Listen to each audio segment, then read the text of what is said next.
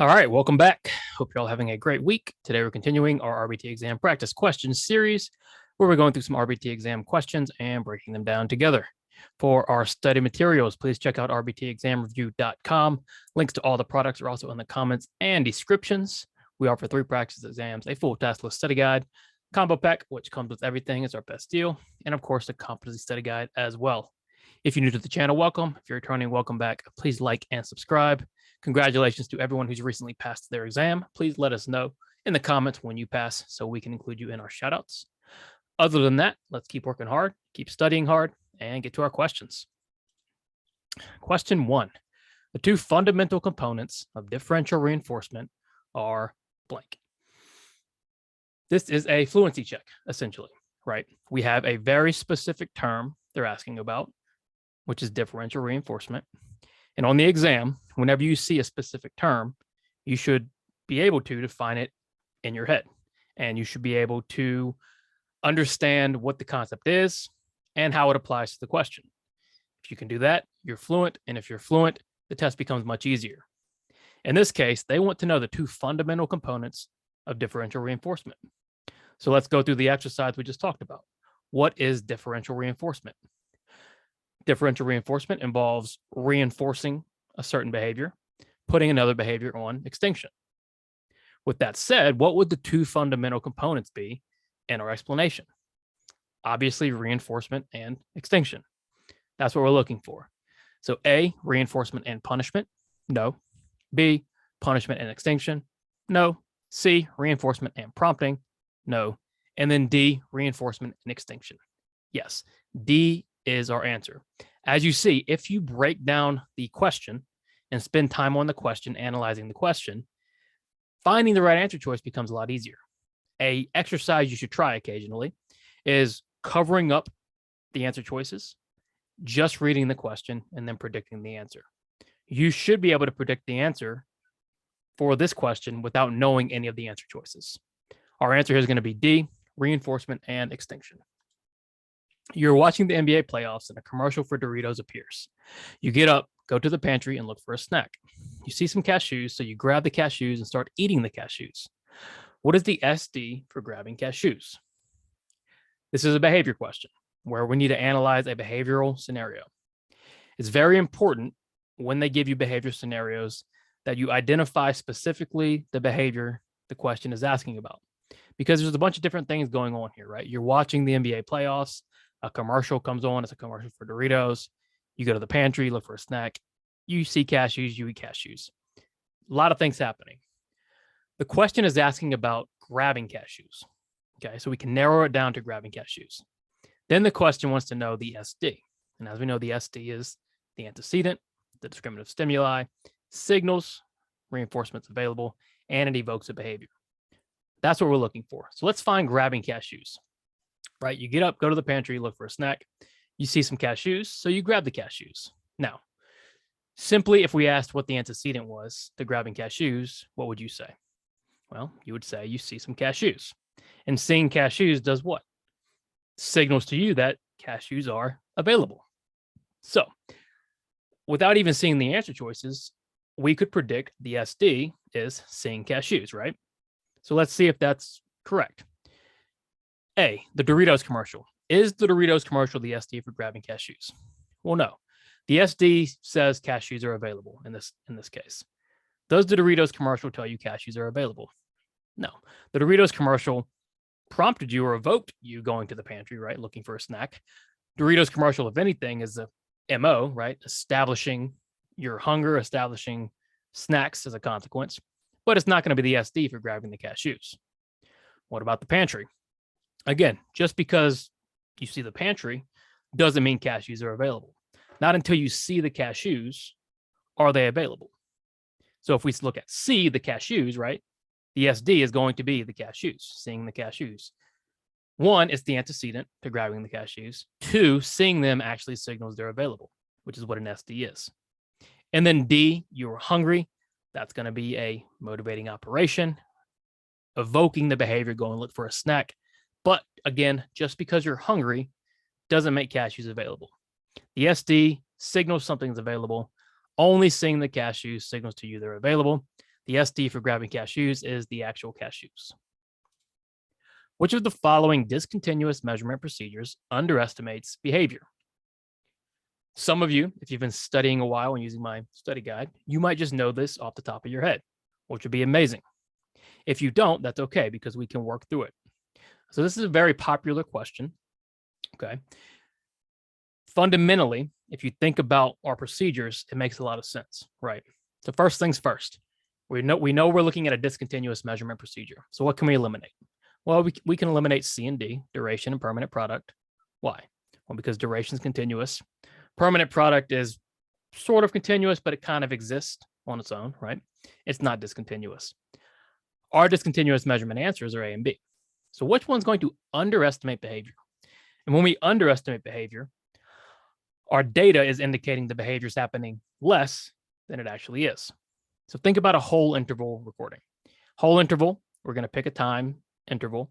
If the behavior happens the entire time, we mark it down. Let's say we pick something outrageous like 10 minutes, right? Our interval is 10 minutes. That behavior has to occur for 10 minutes straight for us to mark it down in whole interval. Now, what if that behavior happens for 9.5 minutes? Well, we're using whole interval recording.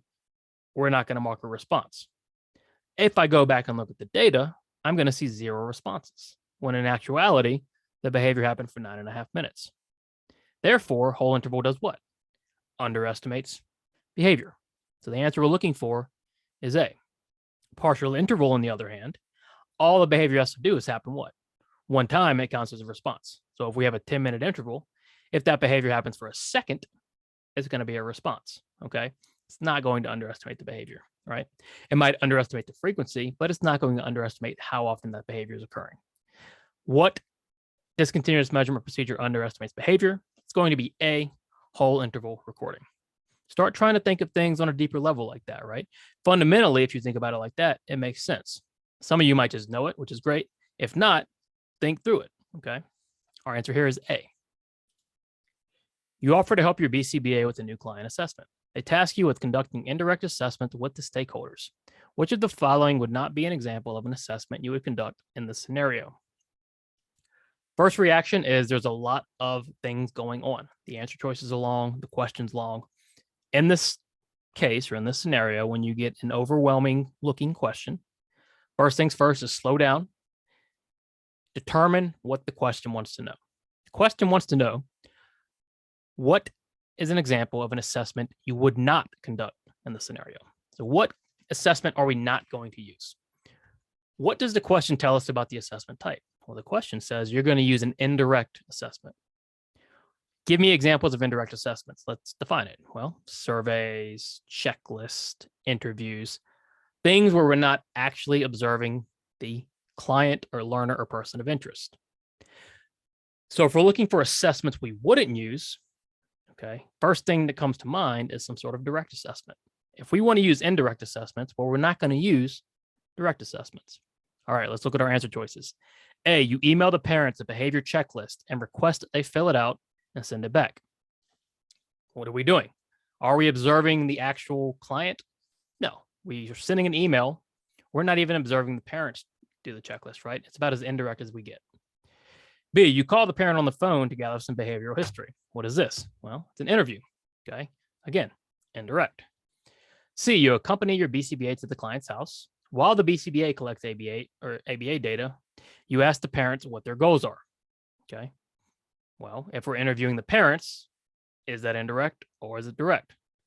Indirect. Remember, we're asking about us, okay? We're not asking about our BCBA or what they're doing. We're asking about us. And C, we're still conducting interviews with the parents, not observing the client. That leaves us with D. The parents bring their child to your ABA clinic. You start asking the child to do basic tasks like bringing you items or point to colors. What are you doing now? You're directly observing the child perform behaviors. You're doing a direct assessment.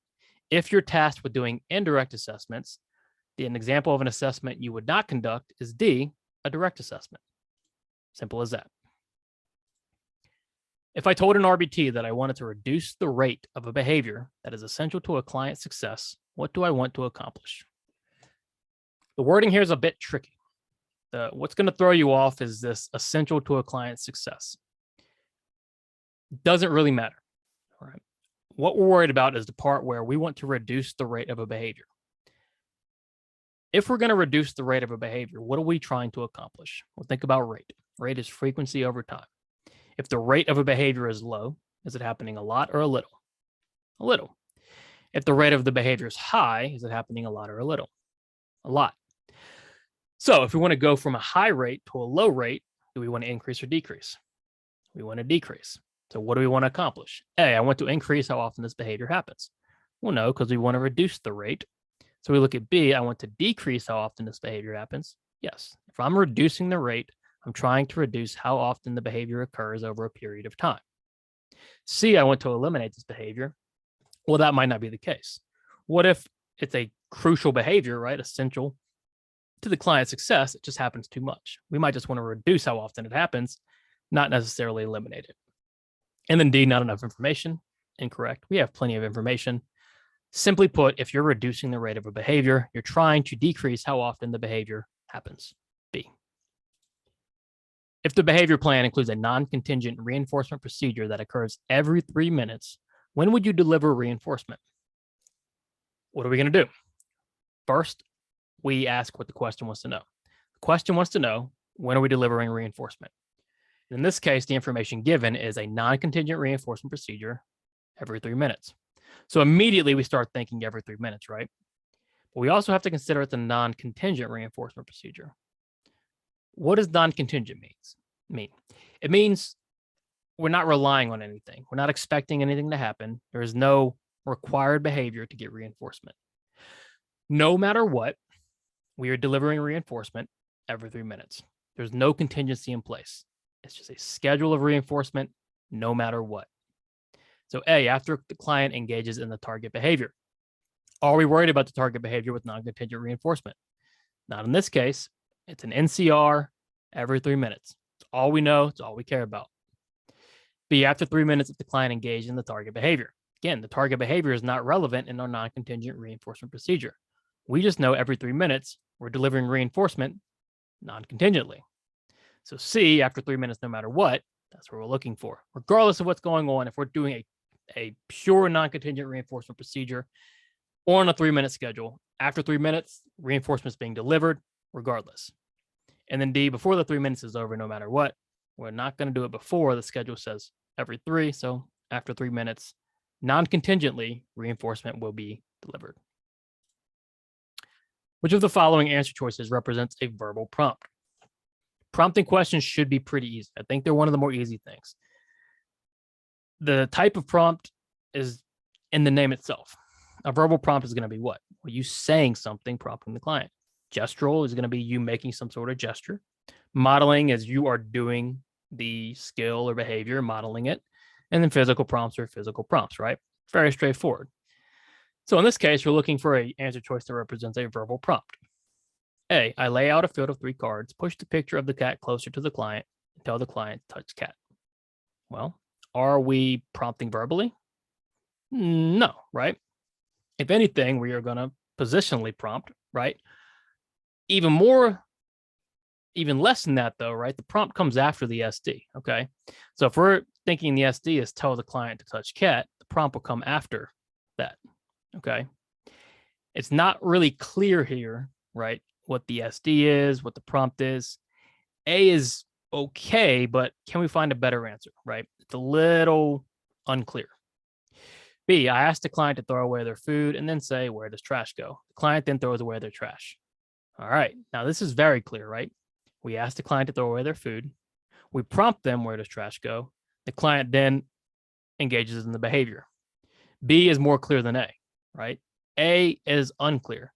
B is clear. We want the best answer. B so far is the better answer. C, I will guide a client's hand to a doorknob and wait for them to open the door before reinforcing the behavior. It's going to be a physical prompt. And then I asked the librarian where the nonfiction section is, and the librarian points toward the back of the library. Well, if anything, it'd be a gestural prompt. Again, not really sure. The only one we're positive we're verbally prompting is B. We have an SD, ask the client to throw away their food, and then say, where does trash go? Prompt. Client then throws away their trash. Response. Answer here is B. Linda is driving in a car with her daughter in the back seat. Linda wants to work on her daughter making requests. Linda puts on a song she knows her daughter hates and only turns it off when her daughter asks her to turn the song off. The daughter starts to make more requests. Turning the song off is what? I think this is the hardest type of reinforcement punishment question, this specific type of reinforcement or punishment. What do we do in these questions? The first thing we ask ourselves, right, after figuring out what the question wants to know. The question wants to know about turning the song off. We ask ourselves, how is the behavior affected? Is it increasing? Is it decreasing? What is happening? Well, we know Linda puts on a song. Her daughter hates it. Her daughter asks her to turn the song off. Linda turns it off. The daughter starts to make more requests. Has that behavior increased? Absolutely, right? If the behavior is increasing, what is it? Reinforcement or punishment? Or reinforcement. We then ask ourselves, was the consequence positive? Was it added? Or was it negative? Was it taken away? Well, if Linda removed the song, did she add the song or take it away? She removed it, so it's going to be negative. Therefore, the behavior increased, reinforcement, because something was taken away, negative. Put those together, we get C, negative reinforcement.